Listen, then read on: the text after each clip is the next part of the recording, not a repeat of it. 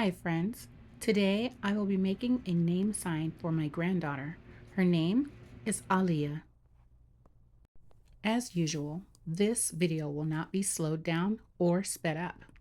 I've already taped two pieces of MDF together because I am making a stacked sign. I've already drilled my holes and I will be cutting this as if it is one piece. When I'm done, I will have two pieces. The saw that I'm using today is a DeWalt 788 20-inch scroll saw. The blade that I'm using today is a number 5 scroll reverse Flying Dutchman. I've zoomed in so that you can see how I maneuver my piece. I hope this does not stop you from being able to see my actual hand movements. I do these videos basically so beginners and others can see how you're supposed to maneuver your piece when you're cutting. Right now, what you are watching is me cutting in real time. Now, I could go much faster, but if I go faster, that means I wouldn't be giving my blade um, time to cut whatever materials in front of it. When you do things like that, you end up with a bevel cut. A bevel cut happens when your table is not level or if you're pushing too hard. Now, I do bevel cuts on purpose when I'm doing certain projects. That means I'm going to tilt my table a little to the left or to the right in order to get the cut that I'm looking for. We'll talk about that in another video. Let's talk a little about blades. Do you see how thin that blade is? Most of the things that I cut are cut with that number 5 Flying Dutchman scroll reverse. This blade leaves very little kerf, and it's also really easy to maneuver, as you'll see. The other thing about the blade is there are teeth going down, and then on the bottom there are teeth coming back up. I love that. It makes for a nice clean cut. Sometimes I don't have to sand it because it's so super clean on the back. The Flying Dutchman scroll reverse comes in a bunch of different sizes. Right now I'm using a 5, but when I'm cutting something thicker or harder, I can use a 7, a 9, a 12. I think I used the 12s to cut the cars for the soapbox derby. Now, where do I get my blades? I used to get my blades from a gentleman named Mike Morlack. For years, I got my blades from him. It was so awesome to be able to call him at home and for him to explain what blade I may need and why. Well, Mike has since passed away, and now I get those same blades at the Wooden Teddy Bear. I've tried other blades, but I've always gone back to the Flying Dutchman.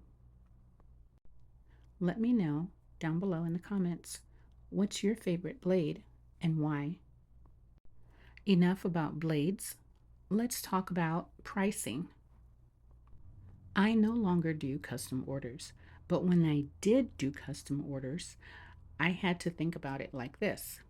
What I'm cutting right now is MDF, which is medium density fiberboard. It's a bunch of dust glued back together, and we are now able to use it to make projects. In order to make MDF look good for some of the projects I was doing, I would have to prime it, sometimes 2 or 3 times, paint it maybe 2 times, and then seal it and attach it to the project. But if I was actually cutting real wood in itself is the project. If I was to just cut a name in real wood, not paint it, and just lightly sand it, it basically can stand alone as a finished project. So think about the material you'll be cutting. and think about all the things you'll have to do to each material to make it come to life. If you're using a Dremel, you had to buy the burrs, the sanding pads, things like that. If you were priming and painting, you had to buy X amount of primer and paint. Again, like I said, the expertise in which you use said primer or paint. There's so many times I had to start all over again because of wrinkling. I didn't let things dry properly and for the right amount of time before I began to spray again. I've been asked so many times, do you cut anything besides um, pine and MDF? Well, of course I do. But when you're buying canary wood or lace wood, things like that, you have to send for that. Well, where I live, I have to send for that. I live in the Mojave Desert and there is nothing near me. So just think about it. Along with paying for my wood, I have to pay shipping and handling. So before I even price something for you, I have to put that on the price as well. Don't forget to calculate in your glues and things like that.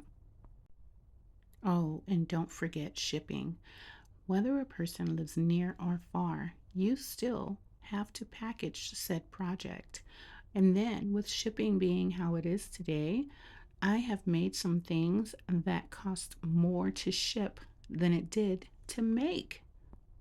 So, on the subject of pricing, make sure to think about some of these things before you give someone a price because there's so much that I forgot about when I first started. I know you guys are not used to me being so chatty, but I've been gone for a really long time and there were some questions I feel I need to answer. One of the other questions is the program that I use to make my patterns. So, what I use is called Silhouette. It was a program that came with the Silhouette Cameo cutting machine, but the program is absolutely free. You do not need to have the machine at all. I downloaded it so long ago. I cannot tell you what you need to do. I can just tell you where you need to go to get the free program. Again, things have been changing so fast with technology, so things are a little different. But as far as I know, the program is still free. And let me tell you a little about why I started using that program. When I first started, I was using Corel Draw. I absolutely love Corel Draw, but remember, I've been scrolling since 2000. I didn't start making my own patterns until 2005. That is also when I learned to use a computer, believe it or not. Before then, I did not know how to use a computer. So the first thing I learned was a program. Um, so for me, I thought Corel was hard. And by the time Silhouette came along for me, it was no longer hard, but Silhouette was even easier. I mean, it's child's play, actually. Listen, how about this? If you guys would like to see me make more of my patterns, please mark down below and let me know. This is the thing. I have a few videos on my page where I'm making patterns and I'm telling you guys about the program. Well, on those videos, I didn't see much interest. So I figured, oh, nobody wants to see you make a pattern. So that's why I haven't done it. But again, if you would like to see me make more patterns, I will go ahead and start making the patterns and doing the project on the same exact video. By the way, I love hearing from you guys in the comment section. I know the joy that I get from scroll sawing, and I am here to help you in any way I can so that you will get that joy as well. That being said, I will ask you guys to share my videos, especially to beginners, if you see anything interesting in there.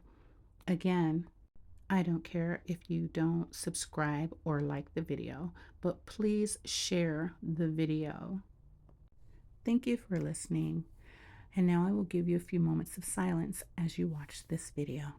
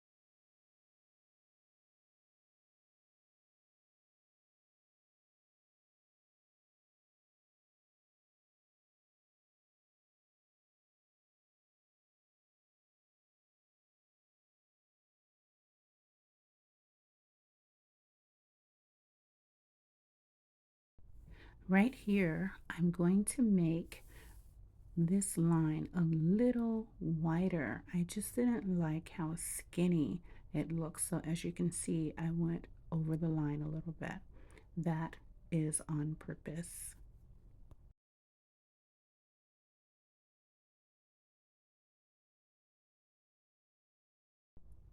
You see how I go down into the line and then I turn around and back up and then I go forward. That is so that you will have a seamless transition. I do see a lot of people just cutting from both sides, and you can do that as well. But I like this better.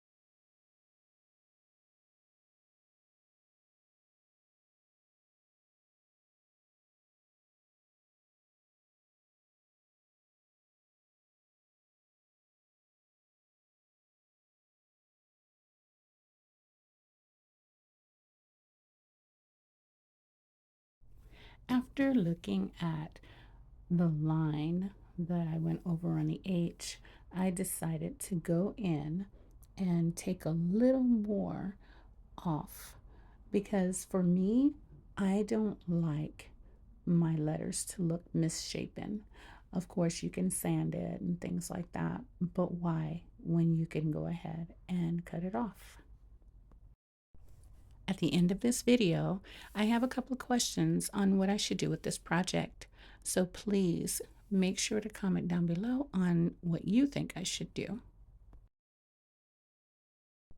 Friends, that's it for the cutting, but I'm not done. I'm zooming out so that you can watch me take this name out of its casing.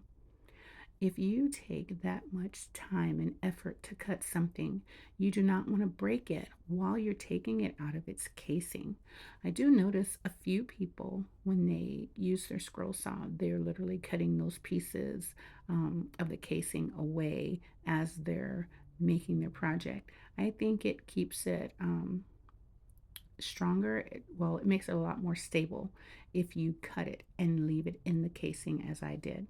So why it's taken a little bit longer for me to get it out is because remember, I put tape on a few pieces as we were cutting. Now, when you look at this project, it's actually two pieces. I did glue the two together. So again, I do not want to snap them while taking them apart. I don't know about you guys, but this part is so much fun for me.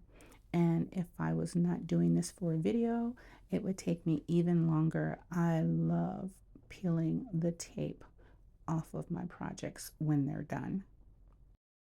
If you do not want to watch me peel the tape from this project, skip ahead and answer those questions at the end for me. Thank you so much.